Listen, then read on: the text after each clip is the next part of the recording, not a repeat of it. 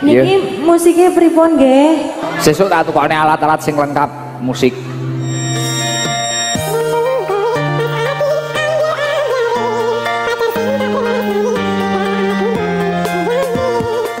Bolehkah seorang muslimah bernyanyi di muka umum dengan tujuan dakwah? Enggak.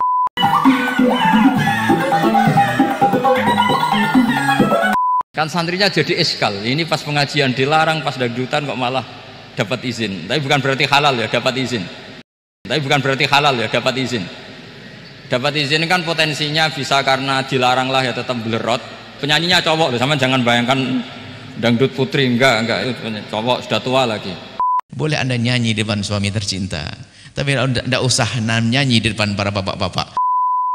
A'udzubillahi minasyaitonirrajim. Bismillahirrahmanirrahim. Teman-teman, mungkin video klarifikasi saya yang kemarin itu kepanjangan karena saya memasukkan beberapa statement atau pernyataan dari ulama. Terlebih juga ada statement dari Ustadz Adi Hidayat, di mana Ustadz Adi itu memberikan penjelasan yang sangat komplit dan itu mungkin memakan banyak durasi, sehingga kemungkinan netizen-netizen yang buru-buru nontonnya tidak akan sampai ke sana. Jadi di sini saya akan fokuskan kepada saya gak nyadar ya sebelumnya ya. Saya gak nyadar terhadap pernyataannya Mas Ikdam, di mana Mas Ikdam di situ memberikan statement kalau nanti akan dibelikan alat musik katanya. Niki musiknya pripun nggih? Sesuk tak tukokne alat-alat sing lengkap musik.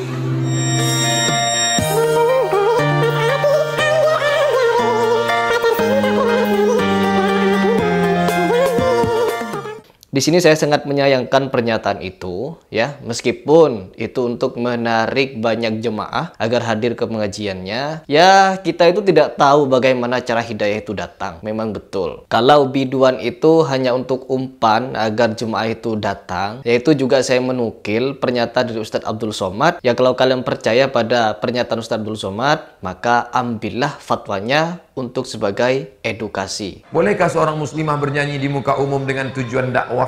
Enggak.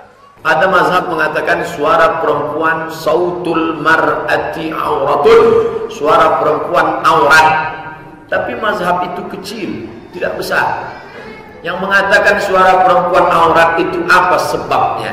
Ilat hukumnya apa? Ayat Al-Quran. La takhadha'na bil qaul. Janganlah perempuan bersuara mendayu-dayu, mendesah-desah, lemah gemulai. Yatma'alladzi fi qalbihi marad. Dikhawatirkan ada laki-laki yang dalam hatinya ada penyakit. Begitu didengarnya suara perempuan tadi, dia pun bernafsu dan bersyahwat. Kasus suara Maghfirah, qari'ah dari Aceh.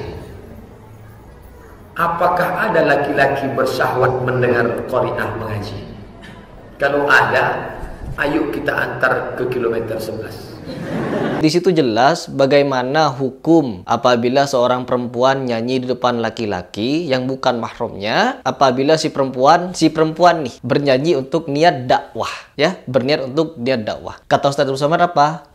Tidak boleh ya. Artinya apa? Ketika sudah tidak diperbolehkan, artinya haram ya, dilarang oleh ulama. Kalau kalian nganggap Ustadz Abdul Somad ulama, kalau bukan ya sudah, jangan diikuti. Bablas, lanjut begitu. Namun di sini juga bukan cuma Ustadz Abdul Somad yang berikan pernyataan. Saya juga menukil pernyataan dari Buya Yahya. Seperti ini videonya. Dalam Al-Quran, fala takhdha'na bil qawli fayatma'alladzi fi qalbihi maradun. Nah, ini suara wanita pada dasarnya nggak ada masalah, kita dengar omongan, ngobrol dan sebagainya boleh. Tapi kalau sudah fala takhdha'na bil qaul, kalau sudah suaranya suara kemenyek. Kalau kemenyek sama suamimu mah harus kemenyek. Tahu kemenyek? Ganjen. Kalau ganjen sama suamimu mah oke, meliuk-liuk. Lah, suara yang mendesah-desah, yang dilemes-lemeskan, khudu' fil qaul, itulah yang menjadi haram didengar. Kemudian makanya kalau lagu-lagu kan ada lagu kemenyek, ya haram kita mendengar lagu-lagu kemenyek. Nah, tapi bagaimana nanti baca Al-Quran? Perbedaan, kalau Al-Quran itu kita dianjurkan untuk mendengar Al-Quran. Nah, bagaimana kisahnya jika seorang perempuan yang membaca Al-Quran? Bukankah kita dianjurkan untuk mendengar? Di sinilah mulai ada perbedaan para ulama. Makanya perlu sebagian ulama, bahkan kebanyakan ulama mengatakan kalau sudah untuk membaca Al-Quran hendaknya diwaspadai wanita. Sebab apa? Kalau sudah Al-Quran mau tidak mau saya nggak boleh memalingkan. Saya harus dengar karena Al-Quran. Apalagi pakai suara yang meliuk-liuk. Makanya kami himbau yang suaranya bagus, perdengarkan untuk suamimu tercinta. Ya. Boleh Anda nyanyi di depan suami tercinta, tapi tidak usah nyanyi di depan para bapak-bapak. Bapak-bapak sudah punya istri, biar istrinya yang nyanyi. Jadi Al-Quran semacam itu, termasuk baca nasyid, sholawat tidaknya diikuti dan sebagainya. Nah, bagi baca sholawat pun ya, seperti itu. Sholawat itu, kalau Al-Quran sangat jelas, tapi sholawat masih ada kelonggaran. Maka kami himbau, selagi di kampung-kampung masih ada kaum laki-laki membaca Al-Quran, maka pilihlah kaum laki-laki. Nah, di sini jelas bahwa Buya Yahya cenderung merayu dulu. Apabila kalian punya suara yang bagus, merdu, maka simpan suara itu untuk suami kalian kelak. Bagi yang belum punya suami, bagi yang punya suami cukup untuk suaminya saja diperdengarkan. Begitu kata Buya Yahya. Ini sangat lembut ya. Bahkan seorang Gus Baha pun memberikan statement yang tegas bahwa nyanyian-nyanyian itu jangan sampai dilakukan di hadapan orang, terutama bagi perempuan. Ya, gadis-gadis masih nyanyi, melenggak-lenggok, meliuk-liukkan suaranya. Itu juga Gus Baha memberikan pernyataan yang tegas. Suatu saat ada penyanyi dangdut top terkenal di Indonesia itu nyanyi dangdut.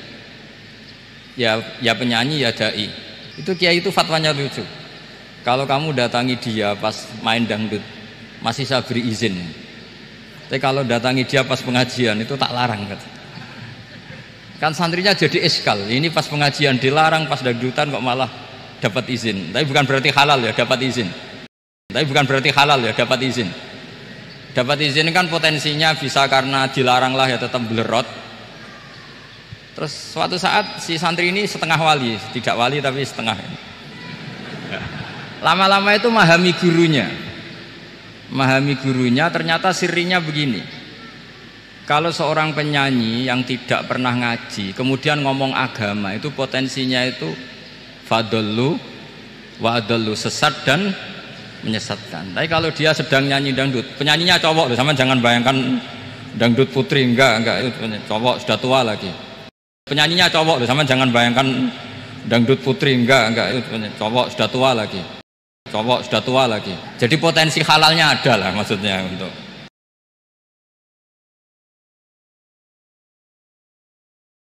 Tapi tidak alat musiknya orangnya. Tapi tidak alat musiknya orangnya. Tapi kalau dia nyanyi itu paling dosanya hanya nyanyi. Tapi kalau dia nyanyi itu paling dosanya hanya nyanyi. Akhirnya paham kalau datangi pengajian itu artinya ikrar kalau dia seorang dai atau seorang yang layak ngomong apa? Agama. Itu lebih bahaya karena kita santri, apalagi kita doktor atau MM terus ngekrori orang yang nggak jelas asal usulnya. Nah, disitulah Gus Baha memberikan pernyataan yang dibolehkan mungkin hanya laki-laki, ya di hadapan laki-laki. Itu pun laki-lakinya tua. Entah ditujukan kepada siapa, namun di situ ada pesan yang disampaikan oleh Gus Baha. Pasti di sini teman-teman akan melihat beberapa komentar yang berbeda, entah itu orang yang mensupport saya, orang yang mencela saya, menghina saya, dan lain sebagainya. Namun, kita harus kembalikan lagi kepada sesuatu yang telah mutlak. Orang yang bijak akan berpikir, akan merenung dengan postingan ini. Tetapi orang yang tidak bijak akan menganggap video ini hinaan, cacian, adu domba, dan lain sebagainya. Ya, karena apa? Mereka mengedepankan hawa nafsunya daripada pikiran dan hatinya. Begitu. Karena kalau orang-orang yang mau berpikir, pasti mereka akan merenung. Ya, apa yang disampaikan oleh Buya Yahya, Gus Baha, atau Ustadz Abdul Somad, mereka akan merenung melalui hal ini. Qulil haqqu walau kana murran, yaitu katakanlah kebenaran itu meskipun pahit. Lalu disambung dalam firman Allah Subhanahu wa taala, wala talbisul haqqo bil batil wa taktumul haqqo wa antum ta'lamun. Janganlah kalian mencampur adukan antara yang hak dengan yang batil. Sesungguhnya kalian mengetahui yang batil tersebut. Apa yang batil?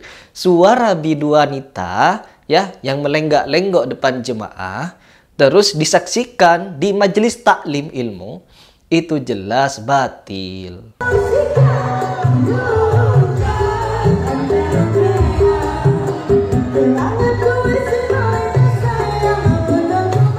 Kalau kalian tidak mau mengatakan batil, berarti kalian tidak sepakat dengan Buya Yahya, Gus Baha, dan Ustadz Abdul Somad. Buya Yahya saja tidak langsung kepada musik dangdutan, tetapi kepada qiraatil Quran. Padahal qiraatil Quran itu bagus loh. Tetapi kata Buya Yahya, jangan. Semasih ada laki-laki, maka laki-laki lah yang harus berperan. Begitupun dengan sholawatan. Nah, kalau sholawatan pun, ini lebih keras lagi pastinya. Ya, daripada bersolawatannya perempuan, mending laki-laki. Karena suara wanita itu aurat apabila mendayu-dayu, mendesa-desa dan lain sebagainya. Boleh wanita bersuara, bukan aurat suara perempuan, tetapi apabila sudah mendayu-dayu, ya, sudah mendayu-dayu, maka itu masuk ke dalam kategori terlarang. Jangan sampai demi mencari jemaah, kita menghalalkan yang haram. Artinya, kita mencampur adukkan yang hak dengan yang batil. Sedangkan kita tahu kalau itu adalah batil. Ya, saya bukan berbicara tentang musik, tetapi tentang biduan yang nyanyi di atas panggung. Ini adalah video terakhir saya untuk membahas atau memberikan pesan secara langsung melalui media sosial ini kepada Mas Ikdam dan seluruh jemaahnya agar kedepannya memperbaiki lagi. Apabila tidak mau mendengarkan nasihat saya, setidaknya merenung apa yang disampaikan oleh Buya Yahya, Gus Baha, atau Ustadz Abdul Somad. Sejatinya yang hak itu jelas hak dan batil jelas batil. Tidak akan mungkin bisa disatukan. Apabila itu baik menurut mata orang atau menurut kalian semua, tapi itu bisa jadi buruk di mata Allah, di hadapan Allah, maka kalian terjumus ke dalam dosa. Tetapi kalau itu benar menurut kalian dan juga menurut Allah benar, melalui firman-Nya, melalui peringatan-peringatan dari Rasul-Rasulnya, maka alangkah beruntungnya kalian. Dan juga apabila kalian menganggap suatu peribadatan buruk, tetapi itu baik menurut pandangan Allah, maka kita sudah terjerumus kepada yang syubhat tadi, hukum yang samar. Jadi bagaimanakah cara kita beragama? Beragama itu simple, tinggal ikutin Al-Quran dan Al-Hadis, dan ulama-ulama yang lurus. Begitu. Kalau kita menganggap ulama itu lurus. Mungkin itu saja yang ingin saya sampaikan di video pendek ini. Kurang lebihnya saya minta maaf apabila ada perkataan yang kurang berkenan, ada perkataan yang salah, menyinggung dan lain sebagainya. Itu murni dari kebodohan dan kesalahan saya. Tetapi apabila ada yang benar, itu murni dari Allah Subhanahu wa Ta'ala. Salam.